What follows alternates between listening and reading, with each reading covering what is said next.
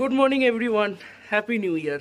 Welcome from McLeod Ganj. তো আগের ভিডিওতে তোমাদের ম্যাকলোডগঞ্জের এই হোটেল বক্রতুন্ডা সম্পর্কে সমস্ত ডিটেলস শেয়ার করেছি, বাট আজকে আমরা এখান থেকে চেক আউট করে হোটেল ছেড়ে বেরিয়ে যাচ্ছি। তার কারণ আজকে আমাদের ফার্স্ট ডেস্টিনেশন হচ্ছে দালাই লামা টেম্পল, আর সবকিছু প্ল্যান মাফিক হতে গেলে আজকে সন্ধ্যার মধ্যে আমাদের অমৃতসরও পৌঁছাতে হবে। এবার দেখা যাক কি হয়।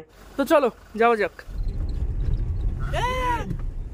হ্যাঁ, ঠিক এইভাবেই বেঁচেছি। আর আমরা এখন যাচ্ছিলাম দলাই লামা টেম্পেলে, আর এই হচ্ছে টেম্পেলের এন্ট্রি গেট। এই দলাই লামা টেম্পেলের ভেতরে ঢুকে তিনটে জিনিস ভীষণভাবে অনুভব করতে পারলাম: সাইলেন্স, পিস অ্যান্ড কামনেস।